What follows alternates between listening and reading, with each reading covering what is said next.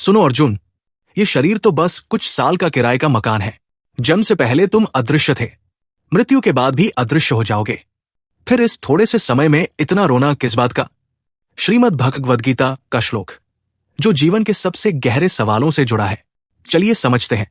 अव्यक्तादीनि भूतानि व्यक्तमध्यानि भारत, अव्यक्तनिध नान्यव तत्र का परिदेवना। हे भारत, अर्जुन, सभी प्राणी जन्म से पहले अव्यक्त, दृश्य रहित होते हैं। जन्म के बाद कुछ समय के लिए व्यक्त, दृश्य हो जाते हैं और मृत्यु के बाद पुनः अव्यक्त हो जाते हैं। फिर इस परिवर्तन पर शोक करने का क्या कारण है? यह श्लोक भगवान श्री कृष्ण का एक अत्यंत गूढ़ और जीवन दर्शन से भरा हुआ संदेश है। इसमें एक गहरी सच्चाई छुपी है। हमारा वास्तविक स्वरूप शरीर नहीं, बल्कि आत्मा है, और आत्मा कभी नष्ट नहीं होती। जन्म से पहले हम किसी के दृश्य जगत की नजरों में नहीं होते। हमारा अस्तित्व सूक्ष्म, अदृश्य और ऊर्जा के रूप में रहता है। यह वही अवस्था है जिसे कृष्ण अव्यक्त कहते हैं। जन्म के बाद हमारी आत्मा एक शरीर धारण करती है। यह दृश्य रूप लेती है, जिससे लोग हमें पहचानते हैं। लेकिन यह रूप अस्थायी है, जैसे किसी नाटक में पहना हुआ वेश। मृत्यु के बाद यह दृश्य शरीर छूट जाता है और हम पुनः अदृश्य, अव्यक्त हो जाते हैं। लेकिन अस्तित्व समाप्त नहीं होता। कृष्ण का तर्क साफ है।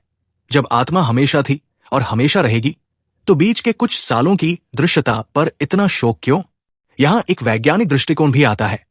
भौतिक विज्ञान कहता है कि ऊर्जा कभी नष्ट नहीं होती, बस रूप बदलती है। Law of conservation of energy. आत्मा भी ऊर्जा का ही सूक्ष्मतम रूप है। हार्वर्ड और स्टैनफोर्ड के कई स्टडीज बताती है कि जो लोग मृत्यु को परिवर्तन मानते हैं, वे तनाव और डिप्रेशन से कम प्रभावित होते हैं। उनकी निर्णय लेने की क्षमता बेहतर होती है और जीवन में जोखिम लेने का साहस बढ़ता है। इस श्लोक का मतलब है, मृत्यु अंत नहीं है, ये केवल एक अवस्था परिवर्तन है। शोक करना स्वाभाविक है, लेकिन अत्यधिक मोह और निराशा हमें हमारी जिम्मेदारियों से भटका देते हैं। याद रखो, जो सैनिक सरहद पर खड़ा है, वो मौत से नहीं डरता, क्योंकि उसे पता है शरीर जाएगा, आत्मा नहीं। और यही सत्य तुम्हें निर्भय बनाता है। ऐसे ही श्रीमद् भगवद गीता के हर श्लोक से जिंदगी बदलने वाले सबक सीखते रहिए। जय श्री कृष्ण।